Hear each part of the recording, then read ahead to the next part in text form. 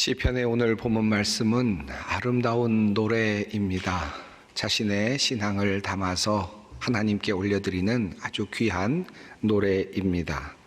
자신의 신앙의 고백이 깊이 들어있는 찬양이라고도 할 수 있겠습니다. 본문 앞부분을 우리가 읽지는 않았습니다마는 오늘 본문 말씀 앞부분에 이런 고백이 있습니다. 하나님, 나를 지켜주십시오. 내가 주님께로 피합니다. 나더러 주님에 대해 말하라면 하나님은 나의 주님, 주님을 떠나서는 내게 행복이 없다 하겠습니다. 땅에 사는 성도들에 관해 말하라면 성도들은 존귀한 사람들이요 나의 기쁨이다 하겠습니다. 이렇게 고백이 이루어집니다. 그리고 이어지는 고백이 오늘 본문입니다. 여호와는 나의 산업과 나의 잔의 소득이시니 나의 분깃을 지키시나이다. 내게 줄로 재어준 구역은 아름다운 곳에 있으며 나의 기업이 실로 아름답도다. 오늘 시편에서 노래하는 사람은 나에게 하나님은 누구인가? 그리고 나와 함께 예배하는 사람들은 나에게 누구인가를 고백하고 있습니다. 하나님은 어떤 분이신지를 솔직히 자신의 마음을 담아서 고백하고 있고, 또 함께하고 있는 성도들이 어떤 존재인지 솔직하게 자신의 마음을 담아서 하나님께 고백하고 있습니다. 그리고 그 고백이 끝난 후에 자신에게 주신 하나님께서 주신 그 기업, 하나님께서 주신 그 분깃에 대해서 감사하며 깊은 마음으로 주님께 찬양을 올리고 있습니다. 이것이 오늘 본문 말씀이 있는 시편의 전체적인 흐름이라 할 수 있겠습니다. 이 아름다운 노래 중에 내게 줄로 재어준 구역은 아름다운 곳에 있으며 라고 하는 부분이 늘 저는 읽을 때마다 감동이 되곤 했습니다. 나의 분깃, 내가 누리는 기업이 하나님께서 나에게 줄로 재어주신 것이다, 아름다운 것이다 라고 하는 말씀이 저에게는 늘 감동이 되곤 했습니다. 우선 하나님께서 줄로 재어주셨다라는 말씀 속에서 나에게 주신 모든 것들이 하나님의 선물이구나 라는 면에서 늘 감동이 되곤 했습니다. 또 한편으로는 하나님께서 나에게 줄로 재어주셨다라는 이 말씀 속에서 내가 받고 내가 누리는 이 모든 것들이 그저 하나님께로부터 던져진 것이 아니라, 그저 마구잡이로 주어진 어떤 것이 아니라 줄로 정교하게 지어지고 또 재어지고, 그래서 계획되어서 나에게 주신 하나님의 선물이라는 사실을 생각하면서 또한 감동이 되곤 했습니다. 저는 이런 고백을 읽을 때마다, 또 이 말씀을 읽을 때마다 우리가 이런 고백으로 하나님께 나아가면 얼마나 좋을까. 늘 하나님께 나아갈 때마다 하나님은 나에게 이런 분이십니다. 또 하나님께 나아갈 때마다 나와 함께하는 성도들은 나에게 이런 존재들입니다. 또 하나님께서 나에게 주신 그 귀한 선물들은 나에게는 이와 같은 것들입니다 라고 고백하면서 주님 앞에 나갈 수 있으면 얼마나 좋을까라는 생각을 하곤 합니다. 하지만 사실 저를 포함하여서 우리 모두에게 우리의 현실은 이와 같지는 못하지요. 내가 가진 것이 늘 부족하게 여겨지고, 그래서 더 가지고 싶고 더 채우고 싶은 것이 우리들의 마음이라고 할 수 있지 않겠습니까? 어쩌면 우리가 하나님을 찾는 이유 중에 하나도 일부이기는 하겠습니다마는 무언가 더 채우기 위해서, 더 잘 살기 위해서, 더 많은 분깃을 하나님으로부터 얻기 위해서 우리가 주님을 찾고 있는 것이 아닐까 하는 생각도 또한 해보게 됩니다. 잠언 22장 말씀 중에 이런 말씀이 있습니다.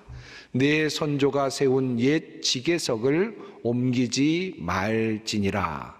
제가 뜬금없이 이 말씀을 읽었습니다마는 사실 이 말씀 속에 나오는 이 지계석, 이 경계석이라고 하는 말씀이, 이 표현이 내게 줄로 재어주신 구역이라는 말과 연관되기 때문입니다. 여러분도 아시는 것처럼 이 경계석이라는 것은 우리 주위에서 흔히 볼 수 있는 돌입니다. 제일 많이 볼 수 있는 것은 아마 보도이겠죠. 인도와 차도 사이를 구별하는 경계석이 있습니다. 긴 화강석으로 되어 있는 경계석들이 보도 블록을 막고 서고, 그리고 도로를 시작하게 만들곤 하지요. 이렇게 경계를 나타내는 이 돌을 우리는 경계석이라고 합니다. 요즘은 이 경계석들이 잘 정리되어 있고 정돈되어 있어서 흔히 볼 수 있는 것입니다마는 옛날에는 이 경계석들이 많지는 않았습니다. 요즘도 지적공사와 같은 그런 곳에서 직원들이 나와서 어떤 지적도를 보면서 또 토지를 또 측량하기도 하고 또 지적 측량을 통해서 경계점에 어떤 표지석을 세우기도 합니다. 그러나 사실 옛날에는 땅을 측량하는 기술이 발전하지 않았기 때문에 또 서로 땅에 대해서 분명하게 나눌 이유가 없었기 때문에 서로의 땅에 그저 경계를 나누는 돌을 세워서 그렇게 영역을 표시하곤 하였습니다. 그런데 조금 전에 말씀드린 것처럼 이 잠언 22장의 말씀은 하나님께서 경계석을 옮기지 말라라고 하는 명령으로 되어 있습니다. 그런데 이 말씀은 잠언서에만 있는 것이 아닙니다. 신명기서에도 나오고 다양한 성경 본문 속에서 하나님께서 여러 번 경계석을 옮기지 말라고 명령을 하셨습니다. 신명기 19장 말씀입니다. 내 하나님 여호와께서 내게 주어 차지하게 하시는 땅 곧 내 소유가 된 기업의 땅에서 조상이 정한 내 이웃의 경계표를 옮기지 말지니라 라고 또 말씀하셨습니다. 또한 27장 신명기 27장에도 같은 내용의 말씀이 있습니다. 그의 이웃의 경계표를 옮기는 자는 저주를 받을 것이라 할 것이요 모든 백성은 아멘 할지니라. 아마도 그 당시에도 경계표를 옮기려고 하는 사람들이 많지 않았을까 추측해 볼 수 있겠습니다. 경계표를 옮긴다고 하는 것은 어떤 의미겠습니까? 결국 분쟁이 일어나고 또 서로 간에 싸움이 일어날 수밖에 없는 그런 일들이 아마 경계표를 옮기는 일 가운데 일어나지 않았을까 하는 생각이 들죠. 경계표를 옮기지 말라라고 하는 이 말씀 속에는 바로 이와 같은 염려 또한 이와 같은 삶의 태도가 잘 반영되어 있습니다. 첫째로 경계표를 옮기려고 하는 사람의 태도를 한번 생각해 보십시다. 경계표를 옮기는 것은 영역을 옮긴다라는 의미이고 경계표를 옮긴다는 것은 영역을 확장시킨다라고 하는 그런 뜻이겠죠.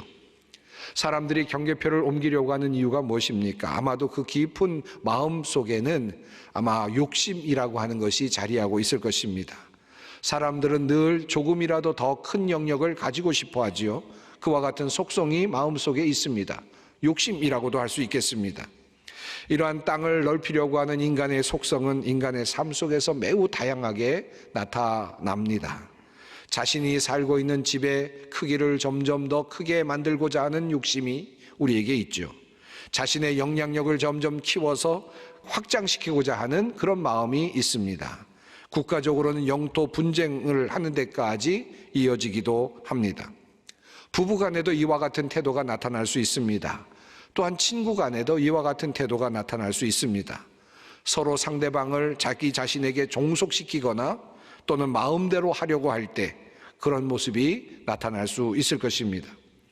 하지만 이와 같은 경계석을 움직이는 삶의 방식 또는 경계석을 움직임으로써 또 조금씩 넓혀가는 이러한 삶의 방식은 끊임없이 분쟁과 투쟁과 상처를 만들어 가기 마련입니다. 서로 속이고 또 서로 싸우고 투쟁하고 빼앗아 세우는 경계석은 다시 또 다른 사람들에 의해서 빼앗겨지고 또다시 속임을 당하게 되고 무너지고 그리고 또다시 세워지게 되는 것입니다. 결국 빼앗고 넓히는 것 같지만 다툼이 일어날 수밖에 없고 또다시 빼앗기고 또다시 세워지는 그러한 악순환이 계속된다는 말씀입니다. 이러한 삶의 방식은 인간을 피폐하게 하고 인간의 삶에 행복을 주지 못합니다. 그럼에도 불구하고 많은 사람들이 이와 같은 삶의 자리에 서 있음을 봅니다. 조금이라도 더 경계석을 넓히기 위해서 조금이라도 더 경계석을 옮기기 위해서 그렇게 바둥거리며 인생을 거기에 쓰며 낭비하며 살아가는 사람들이 참으로 많이 있습니다. 그리고 그것을 성공이라고 여기고 그렇게 경계석을 옮기는 것을 번영이라고 여기며 살아가는 사람들이 상당히 많이 있습니다. 그러나 성경은 분명하게도 경계석을 옮기지 말라라고 그렇게 삶의 원칙을 우리에게 알려주십니다. 그렇다면 우리는 어떻게 번영할 수 있다는 말입니까? 우리는 흔히 번영이라고 생각할 때 땅을 넓혀야만 번영이라고 생각하지요. 더 많은 것을 가져야만, 더 차지해야만 번영이라고 생각하지요. 그런데 하나님께서 경계석을 옮기지 말라라고 말씀하셨다면 우리는 어떻게 번영을 한다는 말씀입니까? 어떻게 하나님의 축복을 누린다라는 말씀입니까? 잠언 22장 28절 말씀 이후에 나오는 바로 뒷구절 29절 말씀은 이렇게 됩니다. 28절로 29절을 함께 제가 읽어보겠습니다. 너의 선조들이 세워놓은 그 옛 경계표를 옮기지 말아라. 자기 일에 능숙한 사람을 내가 보았을 것이다. 그런 사람은 왕을 섬길 것이요 대수롭지 않은 사람을 섬기지는 않을 것이다. 여러분, 이 말씀을 제가 읽어드렸는데 여러분은 이 말씀을 읽고 들으시면서 어떤 느낌이 드셨습니까? 28절과 27절 말씀이 어떻게 연관이 된다고 느껴지십니까? 어떤 분들은 아마 이 말씀이 서로 전혀 연관이 되지 않는 말씀이라고 그렇게 생각되실 수도 있겠습니다. 너희 선조가 세운 지계석을 움직이지 말아라, 옮겨놓지 말아라 라고 하는 명령이 28절 말씀입니다. 그리고 이어지는 29절 말씀은 자기 일에 능숙한 사람을 너가 보았을 것이다. 그 사람은 왕을 섬기게 될 것이다 라고 하는 말씀입니다. 어떻게 이 말씀이 연결이 됩니까? 언뜻 보기에는 이 말씀이 전혀 다른 말씀 같지만 사실은 28절 말씀 이후에 29절은 28절을 보완하는 말씀이고 우리에게 또 다른 해안을 주는 귀한 말씀이 아닐 수 없습니다. 누가 번영하는 사람인가? 땅을 차지하고 그리고 경계석을 넓혀가는, 경계석을 옮겨가는 사람이 성공하는 사람인가? 라는 질문에 대하여 29절 말씀은 그것이 아니라고 대답을 하는 것입니다. 자기 일에 능숙하게 되는 사람, 그 사람이 진정한 성공자라는 말씀입니다. 그 사람이야말로 진정 행복하게 될 것이다 라고 하는 말씀입니다. 즉 성공은 땅을 빼앗고 차지하는 데 있는 것이 아니라 영역을 확보하고 지키고 또다시 경계석을 세우고 또 경계석을 또다시 옮기는 데 있는 것이 아니라 바로 나에게 주어진 그 자리에서 그 자리를 충성스럽게 감당하는 데서 오는 것이다 라는 말씀입니다. 내가 가진 그 자리에서 나의 일에 능숙하게 되는 데서 오는 것이다 라는 말씀입니다. 내가 능숙하게 될 때, 그 땅을 잘 관리하게 될 때 진정한 번영이 온다라고 하는 말씀입니다. 자기의 달란트를 잘 다듬어서 능숙하게 되는 곳에서 진정한 성공, 진정한 번영이 이루어진다라는 말씀입니다. 다시 오늘 본문 말씀으로 들어갑니다. 하나님께서 줄로 재어주신 구역이 아름답고 그리고 나의 기업이 실로 아름답다라고 고백하는 이 기도자는 주님께서 날마다 좋은 생각을 주시며 밤마다 나의 마음에 교훈을 주시니 내가 주님을 찬양합니다. 주님은 언제나 나와 함께 계시는 분, 그가 나의 오른쪽에 계시니 나는 흔들리지 않는다 라고 그렇게 고백하고 있습니다. 하나님께서 나에게 주신 그 땅에서 능숙한 사람이 되는 것이 진정한 성공이지요.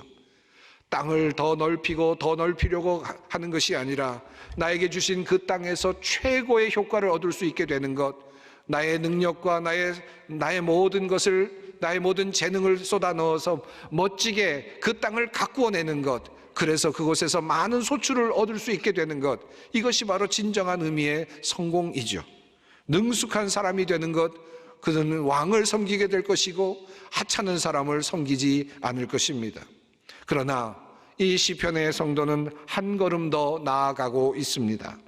하나님께서 날마다 나에게 좋은 생각을 주시고 마음의 교훈을 주시기에 그리고 나의 오른쪽에 계시기에 나는 흔들리지 않습니다 라고 그렇게 고백하고 있습니다.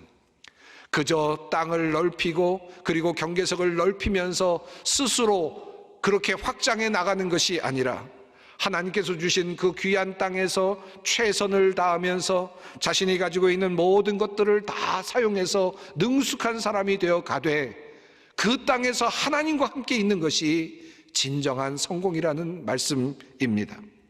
하나님께서 그 땅에 있는 동안 나에게 좋은 생각을 주시고 나에게 좋은 마음을 주시고 좋은 아이디어를 주시고 그래서 하나님께서 늘 나와 함께 해주셔서 그곳에서 아름다운 열매들을 맺을 수 있게 해주신다는 뜻입니다. 하나님께서 함께 하여 주시는 기업, 하나님께서 지켜주시는 기업, 하나님께서 좋은 생각과 아이디어를 주시는 그와 같은 기업, 어떻게 해야 할지 나의 마음에 말씀해 주시며 또한 늘 함께 걸어가 주시는 그런 기업, 그런 기업이 바로 나의 기업이 되는 것입니다. 나의 자리, 나의 모든 것이 되는 것입니다. 나의 노력으로 땅을 비옥하게 만드는 것도 매우 중요하지요. 열심히 노력하고 노력해서 능숙한 사람이 되어서 많은 소출을 거둘 수 있는 단계까지 이르는 것이 진정한 의미의 성공이죠. 그러나 한편 더 나아가서 주님께서 나와 함께 해주셔서 주님께서 나의 땅을 비옥하게 만들어 주시고 모든 것들을 내려주시는 것이 또한 중요합니다. 좋은 생각을 주시고 마음의 교훈을 주시고 늘 함께 하시기에 나는 흔들리지 않습니다. 이것이 바로 오늘 기도자의 고백입니다.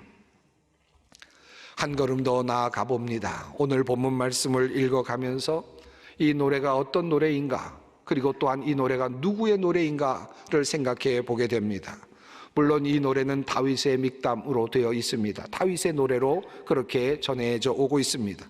그러나 많은 사람들이 이 노래의 내용을 읽고 그리고 묵상하면서 이 노래는 아마도 성전으로 올라가는 사람들의 기도가 아니겠는가, 그리고 또 성전에서 일하고 있는 사람들의 기도가 아니겠는가라고 그렇게 추측합니다.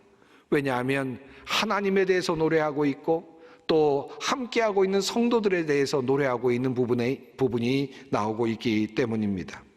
많은 주석학자들은 아마도 이 노래는 레위인들이 불렀을 노래가 아닐까라고 추측을 하기도 합니다. 레위인들, 그들은 매일 아침 성전으로 올라갑니다. 그리고 성전에 올라가서 하나님에 대하여 고백을 하죠.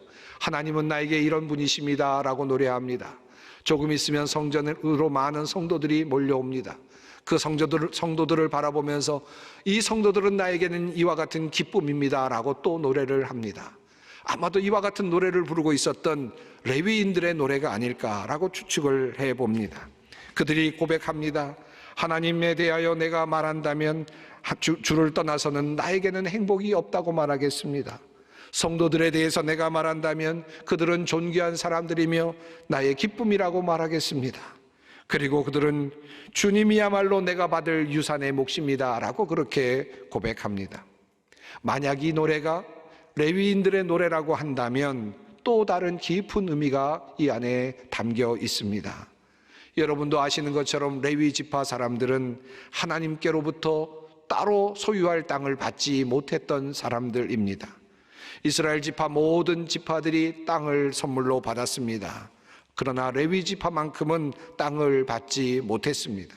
그리고 그들은 오직 성전에서 제사를 드리며 또 제사를 도우며 성도들을 섬기며 하나님을 섬기도록 부름을 받았습니다. 그래서 그들은 땅이 없기에, 그들은 기업이 없기에 그저 성전에 올라가서 예배하고 기도하는 일이 그들의 몫이었습니다. 하나님에 대해 노래하며 성도들에게 노래하는 것, 이것이 그들의 임무였습니다. 만약 그렇다면 그들은 지금 땅이 없는 사람들입니다. 땅을 받지 못한 사람들입니다. 그런 사람들이 지금 이렇게 노래를 하고 있는 것입니다. 아, 주님이야말로 내가 받을 유산의 몫입니다. 주님께서는 나에게 필요한 모든 복을 내려주십니다. 나의 미래는 주님이 책임지십니다. 줄로 지어서 나에게 주신 그 땅은 기름진 곳입니다. 참으로 나는 빛나는 유산을 물려받았습니다. 여러분, 레위인이라고 하는 관점에서 이 말씀이 읽혀질 때 어떤 느낌이 드십니까? 주님이야말로 내가 받을 유산의 몫입니다. 나에게는 땅이 필요한 것이 아닙니다. 나에게는 땅이 없습니다. 나에게는 주님만 있을 뿐입니다. 나에게 필요한 복을 주님께서 내려주십니다. 주님께서는 나의 미래도 책임져 주십니다. 나에게는 재산도 없고 나에게는 어떤 특별한 어떤 준비된 어떤 것도 없지만, 믿을 만한 것도 없지만, 그러나 주님께서 나의 미래를 책임져 주십니다. 줄로 지어서 나에게 주신 그 땅은 기름진 곳입니다. 내가 매일 아침 가는 바로 그 성전, 그 땅은 기름진 곳입니다. 내가 그곳에 서 있을 때마다 하나님의 은혜를 누립니다. 참으로 나는 빛나는 유산을 선물로 받았습니다. 레위인의 노래입니다. 시편에서 노래하는 레위인은 땅을 선물로 받지는 못했지만 주님이야말로 내가 받을 유산의 몫이라고 그렇게 고백하고 있습니다. 주님이 책임져 주실 것이라고 믿습니다. 줄로 재어주신 그 땅은 어디에 있습니까? 바로 그 성전 작은 땅, 그러나 그 땅은 장차올 하나님의 나라를 이미 보여주고 있습니다. 그는 이미 하나님의 나라에서 받을 그 위대한 땅을 꿈꾸고 있습니다. 그 유산을 기대하고 있습니다. 사랑하는 여러분, 하나님께서 나에게 주신 기업이 무엇입니까? 아무리 없다 하더라도 우리에게는 하나님께서 주신 기업이 많이 있습니다. 나에게 주신 재산도 있고, 나에게 주신 경력도 있고, 재능도 있고, 남편도 아내도 자식도 있습니다. 나의 직업도 있고, 학교도 있습니다. 나의 이웃도 있습니다. 많은 것들이 나에게 주신 기업입니다. 하나님께서 나에게 줄로 재어주신 귀한 땅이며 기업입니다. 경계석을 옮기는 행위가 아니라 나의 삶의 충실함과 능숙함으로 번영을 이루는 일, 그리고 하나님께서 함께 하심으로 좋은 생각과 마음을 주시고 바르게 인도하여 주심으로 번영을 이루는 일이 무엇보다도 중요합니다. 빼앗고 빼앗기는 삶의 모습이 아니라, 빼앗고 정복하는 의미에서의 번영이 아니라 하나님과 함께하며 최선을 다하는 삶으로 충실함을 이루는 것입니다. 이것이 바로 진정한 번영입니다. 혹시 작고 부족하다 하더라도 주님만이 나의 분깃이라는 믿음으로 나아가십시다. 주님께서 예비하신 그 미래의 땅을 바라보며 믿음으로 나아가십시다. 마지막으로 시편 성도는 이렇게 고백하며 그의 노래를 마치고 있습니다. 주님, 참 감사합니다. 이 마음은 기쁨으로 가득 차고 이 몸도 아무 해를 두려워하지 않는 까닭은 주님께서 나를 보호하셔서 죽음의 세력이 나의 생명을 삼키지 못하게 하실 것이며 주님의 거룩한 자를 죽음의 세계에 버리지 않으실 것이기 때문입니다. 주님께서 몸소 생명의 길을 나에게 보여주시니 주님을 모시고 사는 삶에 기쁨이 넘칩니다. 주님께서 내 오른쪽에 계시니 이 큰 즐거움이 영원토록 이어질 것입니다. 아멘.